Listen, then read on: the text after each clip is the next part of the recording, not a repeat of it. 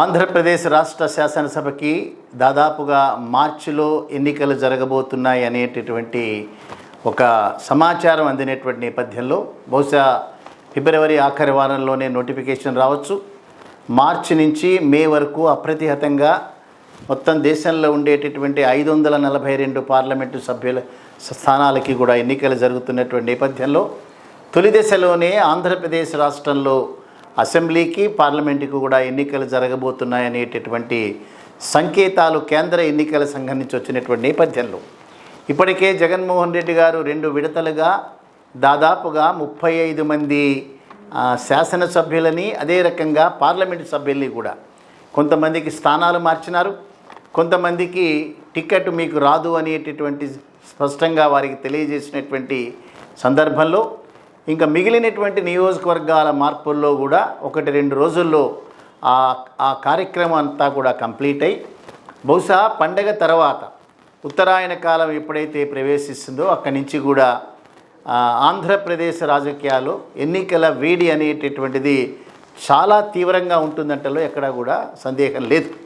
So ఇప్పటికే అనేక నియోజకవర్గాలలో ఉండేటటువంటి సోషల్ ఇంజనీరింగ్ అంటే అక్కడ ఉన్నటువంటి సామాజిక సమీకరణాలన్నింటినీ కూడా పూర్తిగా అర్థం చేసుకునేటువంటి వ్యక్తిగా జగన్మోహన్ రెడ్డి గారి సారథ్యంలో ఉండేటటువంటి వైసీపీ పార్టీ ఏ పార్టీతో కూడా పొత్తు లేనటువంటి సందర్భంలో 175 నియోజకవర్గాల్లో వారికి ఉండేటటువంటి క్యాండిడేట్స్ యొక్క నిబద్ధత, ప్రజలతో వారు మమేకమవుతున్నటువంటి తీరు, అదే రకంగా వారి యొక్క సంక్షేమ కార్యక్రమాలు, అభివృద్ధి కార్యక్రమాలని ప్రజలకు చాలా సక్సెస్ఫుల్గా చేరవేయగలిగినటువంటి అభ్యర్థులను వడపోత పోస్తూ వారిని చాలా నిష్కర్షగా డిక్లేర్ చేస్తున్నటువంటి నేపథ్యంలో మరొక 2-3 రోజుల్లో టోటల్ లిస్టు తయారయ్యేటటువంటి పరిస్థితి.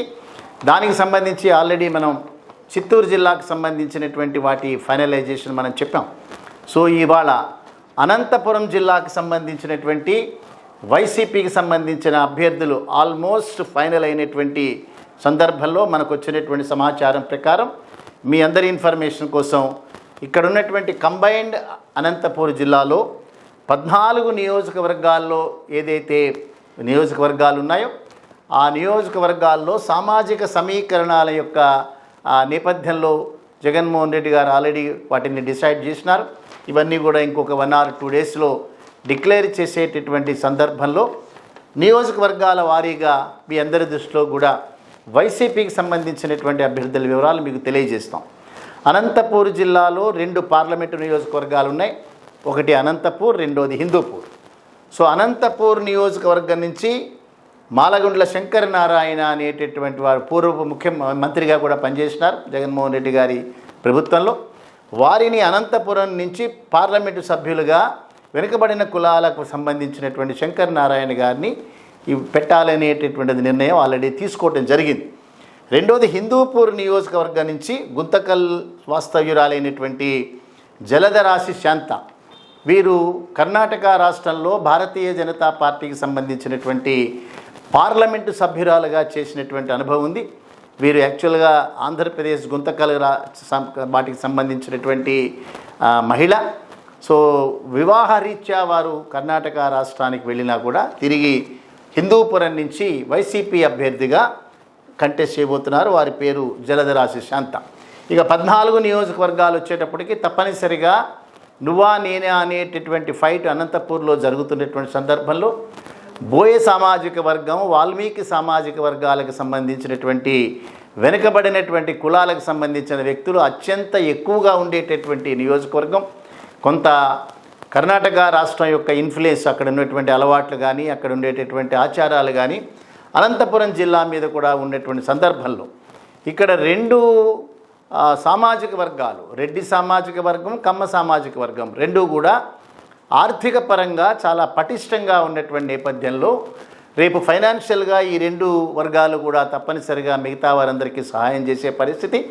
అందుకని ఈ 2 సామాజిక వర్గాలకు సంబంధించినటువంటి ముఖ్యమైనటువంటి నాయకుల్ని పక్కన పెట్టలేకపోయినా సంఖ్యారీత్యా అదే రకంగా ఎక్కువ సభ్యులు ఉన్నటువంటి ప్రజలు ఉన్నటువంటి వాళ్ళకి చూస్తే వెనుకబడిన కులాలకు సంబంధించినటువంటి వర్గాలు, అదే రకంగా ముస్లిం సామాజిక వర్గానికి సంబంధించినటువంటి ప్రజలు చాలా ఎక్కువగా ఉండేటటువంటి అనంతపురంలో ఎస్సీ ఎస్టీలు ఆటోమేటిక్గా ఉంటూనే ఉన్నారు. ఇవన్నీ కూడా లెక్కలోకి తీసుకున్న తర్వాత వైసీపీకి సంబంధించినటువంటి 14 మంది శాసనసభ్యులు అభ్యర్థుల యొక్క వివరాలు మీకు యథాతథంగా మీకు తెలియజేస్తాం. ఉరవకొండ నియోజకవర్గం నుంచి 2 సార్లు ఎమ్మెల్యేగా చేసినటువంటి అనుభవం ఉన్న విశ్వేశ్వర్ రెడ్డి, వీరికి కమ్యూనిస్ట్ పార్టీలో కూడా ఎమ్మెల్యేగా చేసినటువంటి అనుభవం, చాలా కమ్యూనిస్టు రాజకీయాల్లో చాలా నిష్ణాతుడైనటువంటి వ్యక్తి. ప్రస్తుతం వీరిని వైసీపీకి సంబంధించినటువంటి అభ్యర్థిగా ఉరవకొండ నుంచి విశ్వేశ్వర్ రెడ్డి గారిని పెట్టేటటువంటి అవకాశం. గుంతకల్ నియోజకవర్గం నుంచి ఇప్పుడున్నటువంటి ప్రస్తుత శాసనసభ్యుడు వై వెంకట్రామరెడ్డి గారు, కానీ పమిడి వీరాంజనేయులు గారి క్యాండిడేచర్ కూడా ఆల్మోస్ట్ పరిశీలిస్తున్న నేపథ్యంలో 2 రోజుల్లో తేలేటటువంటి అంశం. ఈ ఇద్దరి మధ్యలోనే కాంపిటీషన్ ఉంది. సో గుంతకల్ నియోజకవర్గం నుంచి వీరు కంటెస్ట్ చేసే అవకాశం. తాడిపత్రి నియోజకవర్గం నుంచి జేసీ బ్రదర్స్ని ఫేస్ చేయగలిగినటువంటి కెపాసిటీ ఉన్నటువంటి నాయకుల్లో ప్రప్రథముడు కేతిరెడ్డి పెద్దారెడ్డి గారు. వారు ప్రస్తుతం ఎమ్మెల్యేగా ఉన్నారు. వారినే తిరిగి అక్కడ కంటెస్ట్ చేయాల్సిందిగా నిర్ణయం జరిగింది. సో సింగనమల నియోజకవర్గం నుంచి ప్రస్తుతం జొన్నలగడ్డ పద్మావతి గారు ఉన్నారు. సో వారిని క్యాండిడేచర్ డిసైడ్ చేసే సందర్భంలో ఒక ప్రముఖమైనటువంటి నాయకురాలు తెలుగుదేశం పార్టీ నుంచి వైసీపీ పార్టీకి చేరుతున్నటువంటి సందర్భంలో ఇవాళ దాని మీద ఒక తుది నిర్ణయం జరగబోతోంది.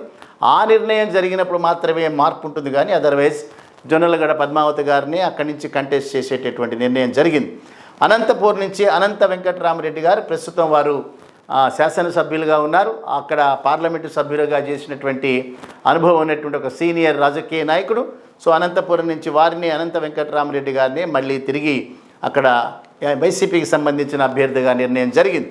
సో కళ్యాణదుర్గం నియోజకవర్గం నుంచి ప్రస్తుతం అనంతపూర్ పార్లమెంటు సభ్యుడిగా ఉన్న తలారి రంగయ్య గారిని, వారు వెనుకబడిన వర్గాలకు సంబంధించినటువంటి ప్రముఖమైనటువంటి నాయకుడు. సో వీరిని కళ్యాణదుర్గం నియోజకవర్గం నుంచి వైసీపీకి సంబంధించిన అభ్యర్థిగా నిర్ణయం జరిగింది. రాప్తాడు నియోజకవర్గం, ఇది మరొక చాలా సెన్సిటివ్గా ఉండేటటువంటి నియోజకవర్గం. పరిటాల రవికి సంబంధించినటువంటి కుటుంబం, పరిటాల రవి గారు కూడా ఇక్కడి నుంచి రిప్రజెంట్ చేసినటువంటి అనుబంధం ఉన్నటువంటి నియోజకవర్గం. ప్రస్తుతం అక్కడ నుంచి ఉన్నటువంటి తోపుదొత్తి ప్రకాష్ రెడ్డి గారిని మళ్ళీ తిరిగి శాసనసభ్యుడిగా అక్కడి నుంచి కంటెస్ట్ చేయాలని వైసీపీ నిర్ణయం చేసింది. అంచేత రాప్తాడు నియోజకవర్గం నుంచి తోపుదొత్తి ప్రకాష్ రెడ్డి గారు. మడకసిరి నియోజకవర్గం నుంచి ఇక్కడ ఉన్నటువంటి తిప్పేస్వామి అనే ప్రస్తుతం ఉన్నటువంటి శాసనసభ్యుడిని మార్చి డాక్టర్ దినకర్ అనేటటువంటి వ్యక్తిని శుభకుమార్ అని ఇద్దరిలో ఇవాళ సాయంత్రానికల్లా నిర్ణయం చేయడం జరుగుతుంది. ఈ ఇద్దరిలో ఒకరిని మడకసిర నియోజకవర్గం నుంచి వైసీపీ అభ్యర్థిగా నిర్ణయం తీసుకోబోతున్నారు. హిందూపూర్ నియోజకవర్గం నుంచి ప్రస్తుతం ఏ సమావేశంలోనైనా సరే అత్యంత అసభ్యంగా మాట్లాడగలిగినటువంటి నేర్పరితనం ఉన్న బాలకృష్ణకి దీటుగా దీపిక అనేటటువంటి వారిని నిర్ణయం చేశారు. సో రేపు దీపిక వైసీపీ నుంచి వారు కంటెస్ట్ చేయబోతున్నారు. పెనుగొండ నియోజకవర్గం నుంచి ప్రస్తుతం మంత్రిగా ఉండేటటువంటి ఉషశ్రీ చరణ్ పెనుగొండ నియోజకవర్గం నుంచి వారిని కంటెస్ట్ చేయబోతున్నారు. పుట్టపర్తి నియోజకవర్గం నుంచి శ్రీధర్ రెడ్డి, ప్రస్తుతం ఉండేటటువంటి డి శ్రీధర్ రెడ్డి గారే మళ్ళీ తిరిగి వారు అక్కడ కంటెస్ట్ చేయబోతున్నారు. పుట్టపర్తి నుంచి వారు. ధర్మవరం నియోజకవర్గం నుంచి కేతిరెడ్డి వెంకట్రామరెడ్డి గారు అత్యంత నిజాయితీపరుడు, అత్యంత ప్రజలతో నిరంతరం కూడా మమేకమయ్యేటటువంటి వ్యక్తి వారు. గుడ్ మార్నింగ్ ధర్మవరం అనేటటువంటి ఒక ప్రోగ్రాంని తీసుకుని నియోజకవర్గంలో ఉండేటటువంటి ప్రజలందరితో కూడా వారికి సంబంధించిన ఆర్థికపరమైనటువంటి సమస్యలు కానీ, ఆస్తి తగాదాలు కానీ, మరి ఏదైనా సరే దగ్గరుండి సాల్వ్ చేయగలిగినటువంటి నేర్పరితనం 5 సంవత్సరాల కాలంగా వారు నియోజకవర్గంలో అందరితో కూడా చాలా దగ్గర సంబంధాలు మెయింటైన్ చేసినటువంటి వ్యక్తి. సో ధర్మవరం నియోజకవర్గం నుంచి మళ్ళీ తిరిగి కేతిరెడ్డి వెంకట్రామరెడ్డి గారికే అవకాశం ఇచ్చారు. కదిరి నియోజకవర్గం నుంచి మక్బూల్ బాషా, ఇక్కడ ముస్లింకి సంబంధించినటువంటి ప్రజలందరూ కూడా కన్సిడరబుల్ సంఖ్యలో ఉన్నటువంటి నేపథ్యంలో కదిరి నియోజకవర్గం నుంచి మక్బూల్ బాషా గారిని డిసైడ్ చేశారు. ఇంకా ఆఖరిగా అనంతపురం జిల్లాలో రాయదుర్గం నియోజకవర్గం, ఈ 14వ నియోజకవర్గం ఉమ్మడి అనంతపురం జిల్లాలో. ఈ రాయదుర్గం నియోజకవర్గం నుంచి ప్రస్తుతం కాపు రామచంద్రారెడ్డి గారు ఎమ్మెల్యేగా వారు రిప్రజెంట్ చేస్తున్నారు. కానీ వారికి ఉన్నటువంటి కొన్ని వీక్నెసెస్ వల్ల పార్టీ నిర్ణయం చేసింది వారిని తిరిగి అభ్యర్థిగా నిర్ణయించద్దు అని. దానికి వారు అసంతృప్తి కూడా దానికి వెలుబుచ్చారు. సో ఏవైనప్పటికీ కూడా రాయదుర్గం నియోజకవర్గం నుంచి మెట్టు గోవిందరెడ్డి గారిని వారి యొక్క అభ్యర్థులుగా నిర్ణయం చేయటం జరిగింది. సో ఈ 14 నియోజకవర్గం నుంచి ఇక్కడ ఉన్నటువంటి సామాజిక సమీకరణాలని చాలా కూలంకషంగా పరిశీలించిన తర్వాత మాత్రమే ఈ రకమైనటువంటి నిర్ణయాలు చేయటం జరిగింది. సో వీరందరూ కూడా ప్రజలతో చాలా దగ్గరగా మమేకం అవటమే కాకుండా వారికి సంబంధించినటువంటి అనేక ఆర్థికపరమైనటువంటి వ్యక్తిగతమైనటువంటి సమస్యలను కూడా నెరవేర్చినటువంటి నేపథ్యం ఉన్న వీరందరినీ కూడా ప్రజాసేవ కోసం వైసీపీ నిర్ణయం చేయడం జరిగింది. వారందరికీ కూడా అభినందనలు తెలియజేస్తూనే మరొక జిల్లా మీద తొందరలోనే మీకు వివరాలు ఇస్తాం. సో అనంతపురం జిల్లాకు సంబంధించినటువంటి లోక్సభ సభ్యులు 14 అసెంబ్లీ నియోజకవర్గాలకు సంబంధించినటువంటి వైసీపీ సంబంధించిన అభ్యర్థుల జాబితా యథాతథంగా మనకొచ్చినటువంటి సమాచారం ప్రకారం మీ అందరికీ కూడా ఇవ్వటం జరిగింది.